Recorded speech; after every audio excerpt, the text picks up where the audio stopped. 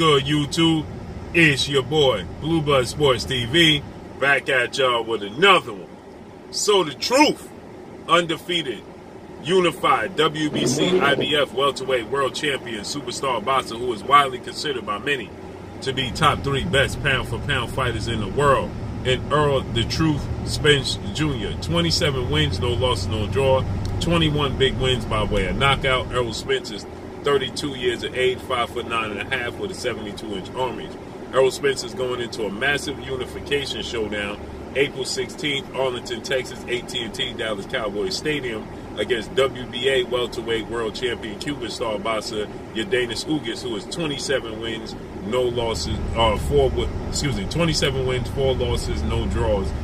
12 wins by way of knockout, 35 years of age, 5'9.5" with a 69-inch arm reach. With that said, footage have surfaced of Errol "The Truth" Spence Jr. sparring, and he's sparring against heavyweights. And Errol Spence is sparring in the Orthodox stance. Now, we know Errol Spence is a natural southpaw. He's big, he's strong, he's very aggressive with his style, but he also showed the ability to box on the back foot, show versatility, show that he can box on the inside, box on the outside, box in mid-range. Okay, he could box on the back foot, and he could be a technically skilled boxer. But we know Errol Spence is also an aggressor, like we saw against Chris Algieri, Lamont Peterson, Brook, and those fights, okay? And it could be in a brawl like he was with 2-time welterweight world champion superstar boxer Showtime Shawn Porter, okay? Or he could just outbox you like he did 2-division world champion Puerto Rican superstar boxer Danny Swift Garcia, or 4-division world champion Mexican superstar boxer Mikey Garcia, okay? So he's shown the ability to be versatile, and the biggest fight, why is this interesting? For one, the biggest fight in the sport of boxing is Errol Spence versus undefeated 3-division world champion who's viewed as the best fighter in the world, pound-for-pound best fighter in the world, in Terrence "Bud" Crawford. Terrence Crawford is 38 wins, no losses, no draw, 29 big wins by way of knockout. He's a 3-division champion, former undisputed world champion, considered to be the pound-for-pound best fighter in the world. Terrence Crawford has the ability to switch from orthodox to southpaw. Terrence Crawford has the ability, to box on the inside, box on the outside. He's very versatile in his approach, okay? And now we see Errol Spence dabbing in that orthodox stance again, showing versatility.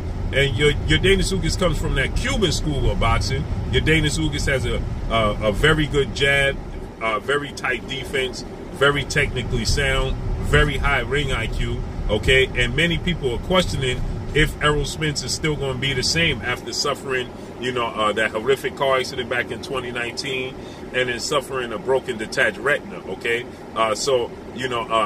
2021. So with that said, many people question, is Errol Spence going to be the same fighter, okay? Is Errol Spence going to show any,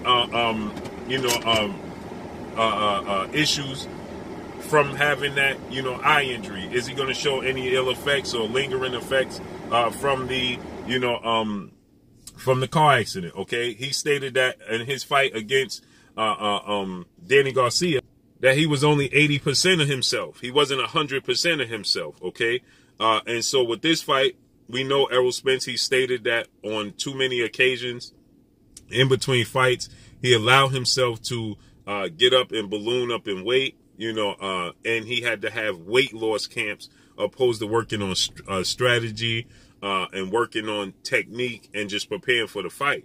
He stated that was the case going into the fight with Shawn Porter. That was the case going into the fight with Mikey Garcia.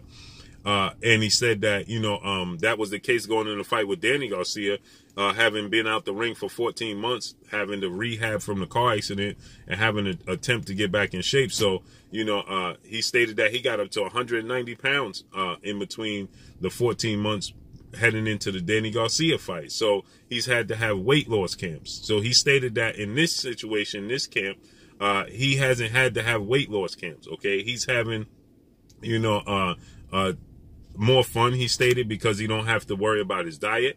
In the past, he hired nutritionists to, in the past, he was his own nutritionist. Now, currently he hired nutritionists. Okay, he's back with a strength and condition coach. Is not the strength and condition coach we're used to seeing him with Blu-ray Fitness, but he's with a new strength and condition coach. So he's adding that back to his repertoire. Okay, and so Errol Spence, Yordenis Ugas is the biggest fighter he fought since he fought Kell Brook for his first world title opportunity. Okay, and so now you see Errol Spence, he's sparring with heavyweights, and you see Errol Spence, you know, in the right here, you can see Errol Spence in the Orthodox stance. Okay, now this could be a situation where he just it got caught in an exchange or was on the ropes, but it looks like he's you know, dabbling in the Orthodox, being versatile. Okay, and he's fighting heavyweights to get used to fighting a bigger guy.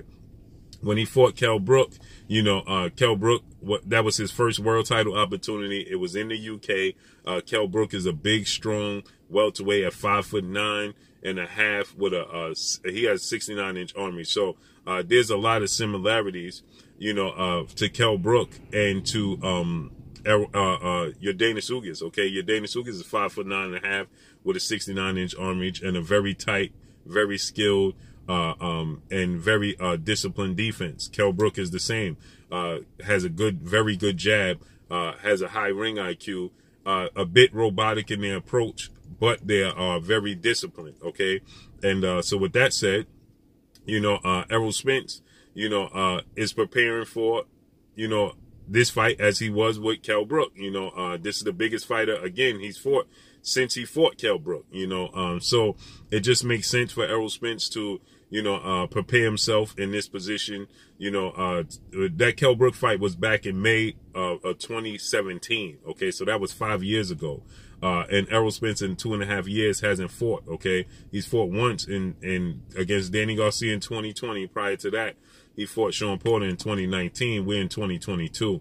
So with that said, you know, there's a lot of similarities to Errol Spence. I mean, to Yordenis Ugas, who's 5'9.5". Okay, again with a 69-inch arm reach. Kell Brook is 5'9.5" with a 69-inch arm reach. Okay, they have a lot of similarities to their approach. Kell Brook is technically sound.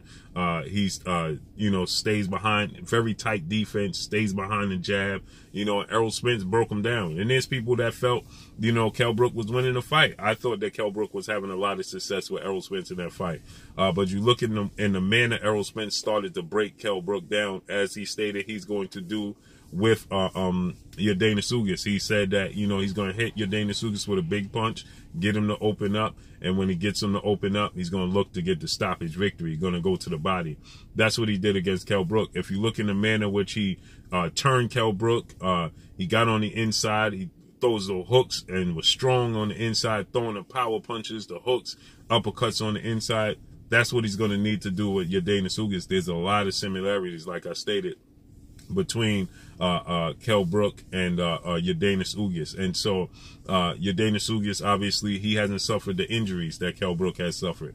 Kell Brook has suffered, you know, a broken orbital bone going into the fight 9 months prior to going into the fight with Errol Spence. And then Errol Spence broke the other orbital bone. Okay, and when you look at Yordenis Ugas, now he suffered some 4 losses in his career.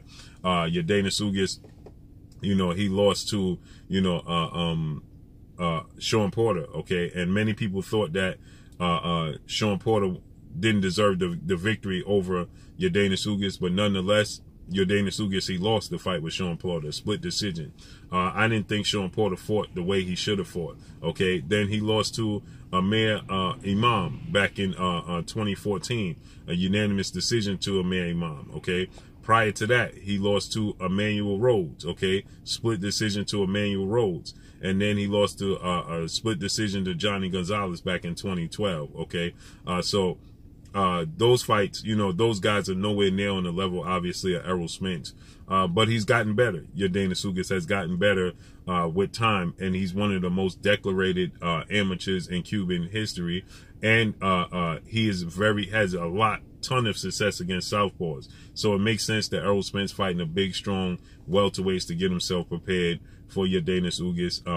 Errol Spence compared, there's a lot of comparisons, to, like I said, to Kell Brook. I can't say this enough. Kell Brook and Yordenis Ugas have a lot of comparisons to one another. And so Errol Spence is motivated, showing versatility, getting prepared for this fight, and ready to break down Yordenis Ugas as he stated. So I can't wait to see how this plays out. April 16th, Arlington, Texas, AT&T, Dallas Cowboys Stadium. So let's see how everything unfolds and plays out. But that's all I got for y'all. Make sure you hit the like button. Drop a comment in the comment section. Let me know what y'all think.